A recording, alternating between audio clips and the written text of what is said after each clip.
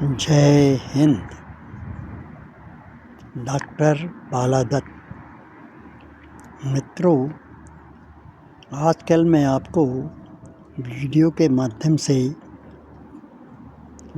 दूषण, प्रदूषण, प्रदूषित शब्दों के बारे में तथा इनको विपरीत दिशा में लाने के लिए कुछ बातें बता रहा हूँ।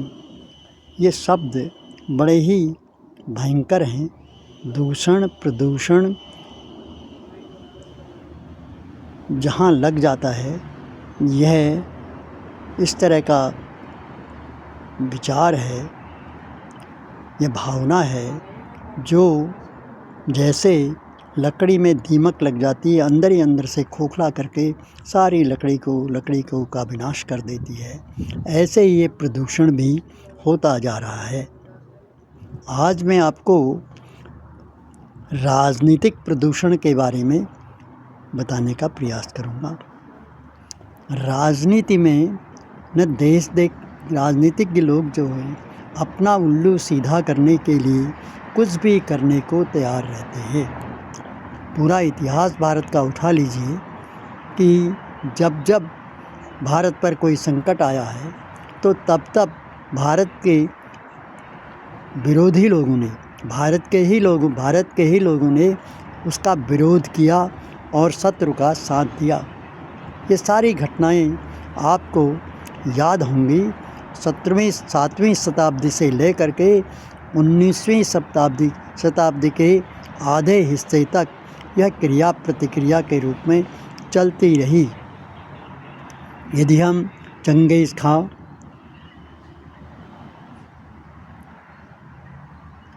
मोहम्मद गौरी, गुलाम वंश और मुग़लों का इतिहास देखें तो इन तरह की घटनाओं से भरा पूरा आपको दिखाई देगा। सारा समाज में ये प्रदूषण फैलता गया और भारत एकता की डोर को छोड़ता गया और छोटे छोटे फिरकों में, राज्यों में बंटता गया, जिससे हमारी सामूहिक शक्ति का विकास होने के बदले में निकास हो गया। इसलिए इस निकास को पुनः विकास में लाने के लिए मैं इस तरह के वीडियो बना रहा हूँ, ताकि जन जागरण हो जाए और जन जन के मानस में ये बात पूरी तरह से समा जाए कि हम एक रहेंगे तो हम सुरक्षित रहेंगे। क्योंकि जैसे जैसे हम अलग अलग होते जाएंगे, वैसे वैसे हमारी सुरक्षा भी असुरक्षा में बदलती देर नहीं लगेगी। यद्यपि हम जब किसी से नाराज़ हो जाते हैं तो दूसरे पक्ष में जाते हैं तो सोचते हैं शायद हमको इससे लाभ होगा, परंतु ये हमारा भ्रम है। यदि आप अपने भाई बहनों को छोड़कर किसी दूसरे के साथ मिलकर उनके विरुद्ध प्रदूषण फैलाते हैं तो उससे केवल शत्रु को ही लाभ होगा। समय आने पर शत्रु भी आपको अपने से अलग कर देगा या आपको भी आपकी गर्दन भी काट कर रख देगा। इसलिए इस समय जो भारत की राजनीतिक स्थिति है, बिल्कुल अपने रसातल पर जाने को तैयार हो रही है। सबसे बड़ी बात तो यह है कि प्रजातंत्र में एक शासक दल होता है और एक विरोधी दल होता है। जो शासक दल होता है वो शासन करता है, कानून बनाता है, अपनी सोच के अनुसार बनाता है और उन कानूनों में जो कमियां होती हैं, जो उनमें अधिक सुधार लाया जा सकता है, उसके लिए विपक्ष को शक्तिशाली होना पड़ता है। लेकिन आज हमारे यहाँ विपक्ष नाम की कोई वस्तु नहीं है। लोग इकट्ठा तो हो जाते हैं, लेकिन उनके अपने अपने स्वार्थ होते हैं। उन निहित स्वार्थों के कारण वो एकजुट नहीं हो पाते। वे अपने राज्य तक ही सीमित रहते हैं, जिससे उनके राज्य में उनकी सत्ता बनी रहे, चाहे कोई शख्स केंद्र में कुछ भी हो जाए। जब तक केंद्र में शासन सशक्त न होगा, विचारशील नहीं होगा, निर्माणशील नहीं होगा, विकासशील नहीं होगा और देश को उन्नति के पथ पर ले जाने वाला नहीं होगा, तब तक भारत की यही दशा होती रहेगी।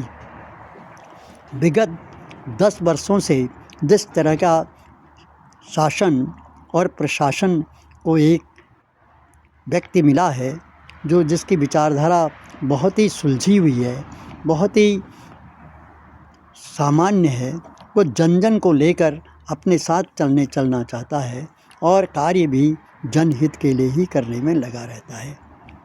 लेकिन उसकी भी कुछ सीमाएं होती हैं। वो भी किसी पार्टी से जुड़ा होता है और जुड़ा होने के नाते उसे अपने पार्टी के हितों को भी देखना पड़ता है। यदि ऐसा नहीं करेगा तो दोबारा उसको शासन में आने में कठिनाई हो जाएगी। इसलिए ये तो सामान्य सी बात है। हर व्यक्ति अपना शासन बनाए रखने के लिए, अपनी तरह से नीति चलाने के लिए जोर तोड़ तो उनको करना ही पड़ता है। परंतु आज की राजनीति की जड़ें बिल्कुल जड़हीन हो गई हैं, क्योंकि किसी का कोई लक्ष्य नहीं। नाम वो भारत का लेते हैं, काम वो विदेशों का करते हैं। मैं किसी दल विशेष के बारे में कुछ नहीं कह रहा हूँ। भारत का सारा विपक्ष चित्रा बित्रा है।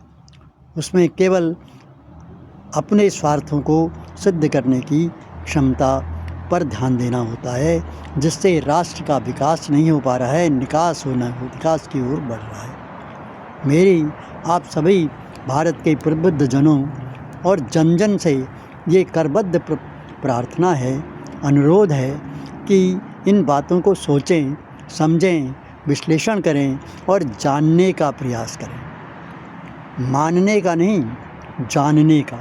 मानना और जानना ये दोनों विचित्र शब्द हैं और परस्पर विरोधी हैं, क्योंकि मानने का मतलब है विश्वास करना। अब विश्वास अंधविश्वास भी हो सकता है, विश्वास में दुराघात भी हो सकता है, कुठाराघात भी हो सकता है। और जब हम जानने की प्रक्रिया में आते हैं तो जानने में हमें बहुत मेहनत करनी पड़ती है, परिश्रम करना पड़ता है। अपने मन और मस्तिष्क को बुद्धि से जोड़कर आत्मा तक पहुंचने का प्रयास करना पड़ता है। जब हम इन चारों को जोड़ने की स्थिति में आ जाते हैं तो सबका विकास और सबका सत्कार ही होगा। मेरा ये मानना है, यदि हम सभी भारत के प्रति अपना निस्वार्थ प्रेम भाव से सेवा में जुट जाएं, एकत्र हो जाएं, एक हो जाएं और एक होकर के हम रस्सी की तरह बंध जाएं, तो भारत का विकास निश्चित होगा और भारत जगत गुरु के नाम से भी प्रसिद्ध होगा। धन्यवाद।